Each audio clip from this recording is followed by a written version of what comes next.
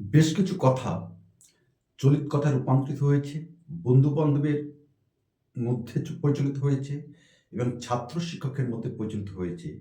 বিশেষ করে বাংলা মেজর এবং মাইনর, এডুকেশন, হিস্টোরি এই ৩-৪ টি বিভাগের ছাত্রছাত্রীরা আমাদের কাছে অভিযোগ করে বা তাদের আমাদের কাছে বলে থাকে সাধারণত যে, "স্যার, এই টিকা আমরা কমন পাচ্ছি না। আমরা বুঝতে পারি না এই সকল ছাত্রছাত্রীরা কেন টিকা কমন পায় না।" আমি বলছি, টিকা তোমরা ১০০% কমন পাবে। বিশেষ করে বাংলা মেজর এবং মাইনর, এডুকেশন এবং হিস্ট্রিতে ১০০% তোমরা কমন পাবে। আমরা সেই নিশ্চয়তাটা দিচ্ছি। আর সেই নিশ্চয়তা দিয়ে আজকে আমরা West Bengal state university Bangla major 3rd সেমিস্টারের এমন একটা টিকা আজকে ভিডিওর মধ্যে দিয়ে আমরা তুলে ধরছি, যে টিকাটি তোমাদের ৫ দাগের কয়েতে তোমাদের এসে যাবে। আমরা লিখে দিচ্ছি, পরীক্ষার পরে ঠিক এই ভিডিওতে তোমরা কমেন্টস করে সকলকে জানিয়ে দেবে।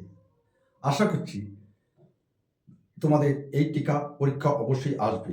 ইতিমধ্যে আমরা 3rd সেমিস্টার বাংলা মেজরের সাজেশন প্রকাশ করেছি। অনেক ছাত্রছাত্রী সেটা দেখে নিয়েছে, কমেন্টস করেছে, সেটাও তোমরা দেখে নেবে। তো আজকে আমরা ৫ দাগের ক যে টিকাটা আসবে সেটি হলো আঞ্চলিক উপন্যাস হিসাবে হাসলিবাকের উপকথা উপন্যাসটির সার্থকতা বিচার করো বা সংক্ষেপে আলোচনা করো।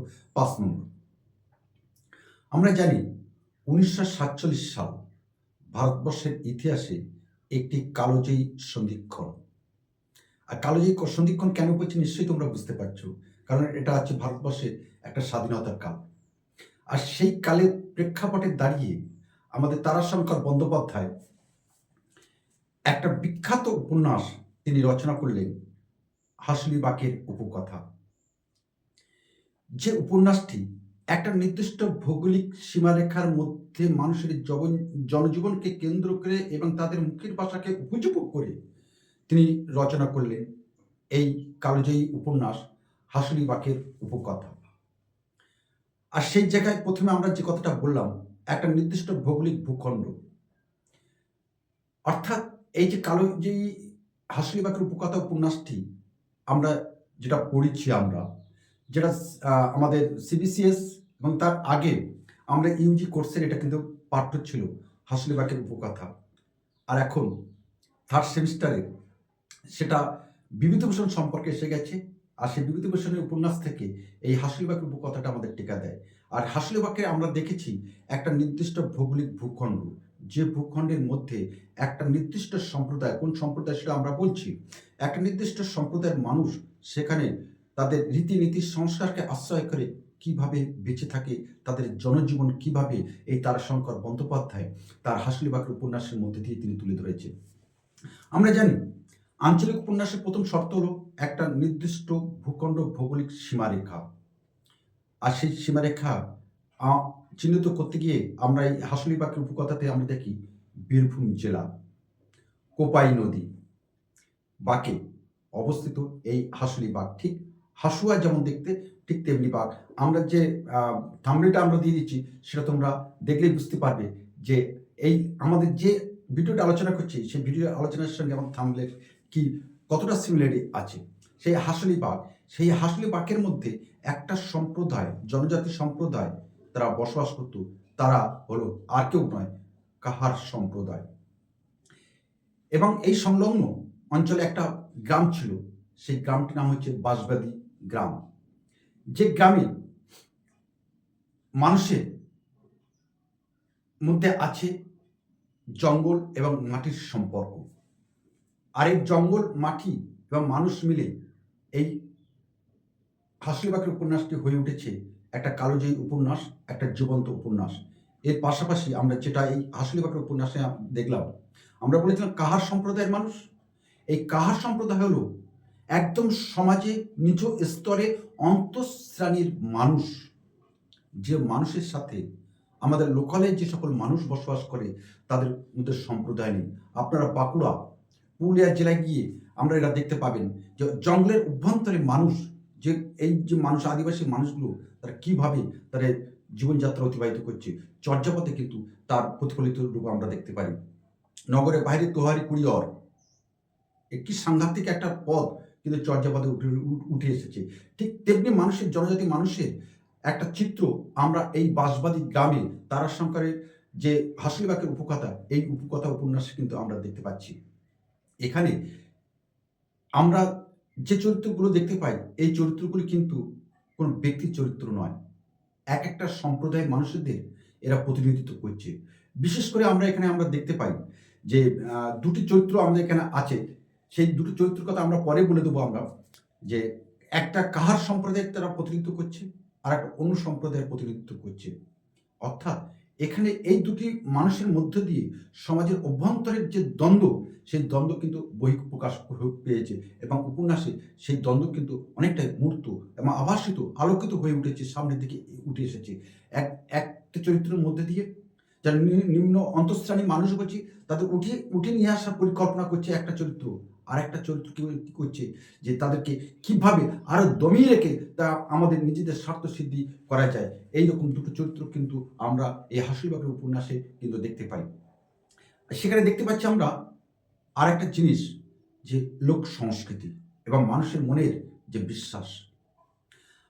হাসিবাগের উপকথা উপন্যাসে এই যে কাহার সম্প্রদায়ের মানুষ বলছি, এই মানুষগুলির মধ্যে একটা লোক বিশ্বাস ছিল, ছিল লোক সংস্কৃতি। এই লোক সংস্কৃতি এবং লোক বিশ্বাস নিয়ে এই মানুষগুলি কিন্তু আজীবন তারা জীবন ধারণ করে আছে, বেঁচে আছে। অন্ধকার বাঁশবাগানের মধ্যে তাদের বসবাস, দিনের আলো যেখানে প্রবেশ করতে পারে না, সকল সময় একটা ভয়, আতঙ্ক এই মানুষগুলো কিন্তু গ্রাস করে থাকছে। তবে এখানে সবচেয়ে মজার ব্যাপার কি জানেন তো, এই অন্ধকারের মধ্যে থেকে বাইরে মানুষের সঙ্গে যোগাযোগ বিচ্ছিন্ন থেকে এই মানুষগুলো বিশ্বাস করত আমাদের জন্ম এবং মৃত্যু একটা অলৌকিক শক্তির দ্বারা পরিচালিত।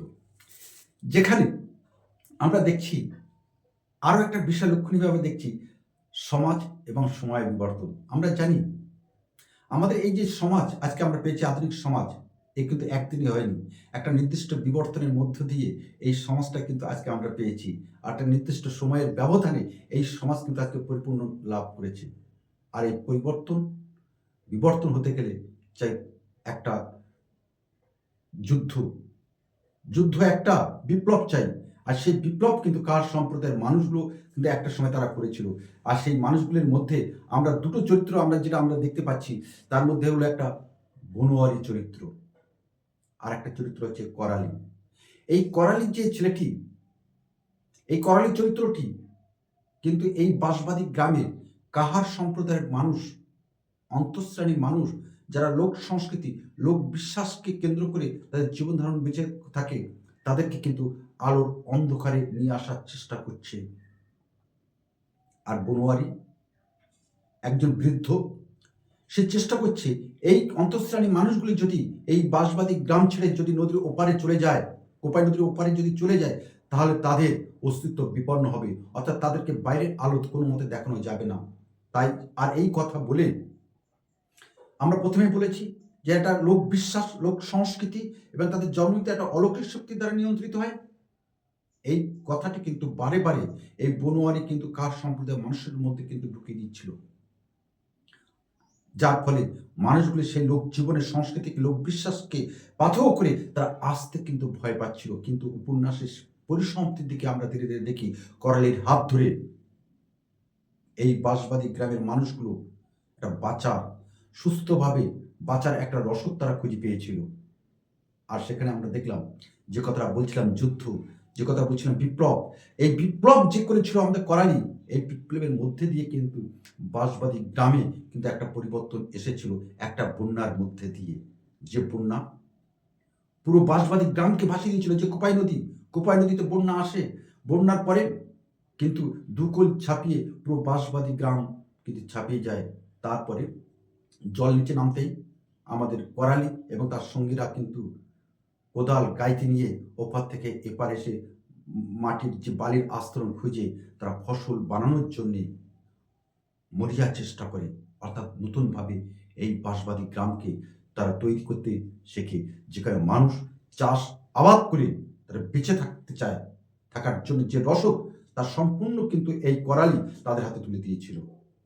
আর এই সকল দিক থেকে বিচার বিবেচনা করে আমরা নিঃসন্দেহে বলতে পারি হাসিলবাগের উপকথা নিঃসন্দেহে একটি আঞ্চলিক উপন্যাস। আঞ্চলিক উপন্যাস এই কারণে আমরা বলবো যে হাসিলবাগের উপকথার যে চরিত্রগুলো আছে তাদের প্রত্যেকের মধ্যে যে বীরভূম জেলার যে কোপাই নদী যে বাঁশবাদী গ্রামে সেখানে যে ভাষা, আঞ্চলিক ভাষা, সেই ভাষা কিন্তু তারাশঙ্কর বন্দ্যোপাধ্যায় তাদের মুখের ভাষায় তুলে দিয়েছেন। সুতরাং আঞ্চলিক ভাষাও কিন্তু এখানে প্রাধান্য পেয়েছে। সেই কারণে এই সকল দিকে বিচার বিবেচনা করে আমরা অবশ্যই বলতে পারি যে হাসিলবাগের উপকথা উপন্যাসটি অবশ্যই একটি আঞ্চলিক উপন্যাস। আশা করছি স্বল্প সময়ের ব্যবধানে আমি যে 2025-26 শিক্ষাবর্ষে তোমাদের যে টিকা আসবে থার্ড সেমিস্টার মাইনর মেজর বাংলায় নিশ্চয়ই তো আমরা তুলে ধরতে পেরেছি। আর যদি কোনো রকমভাবে সমস্যা হয় তাহলে আমাদেরকে বলবে, আমাদের যে ওয়েবসাইট আছে শেষেরকবিতাblog.com তার আমাকে শেয়ার করে দেবো, নিশ্চয়ই তোমরা নোটটা সংগ্রহ করে নিতে পারবে। আর যাওয়ার আগে যে কথাটা বলে দিই, আমাদের চ্যানেলটি যদি ভালো লাগে তাহলে অবশ্যই আমাদের চ্যানেলটি সাবস্ক্রাইব করে আমাদের পাশে থাকবে, এইটুকু বিশ্বাস আশা রেখে আজ আমরা রাখি। অপর কোনো একটা সময়ে নিঃসন্দেহে তোমার সঙ্গে আমাদের দেখা হবে।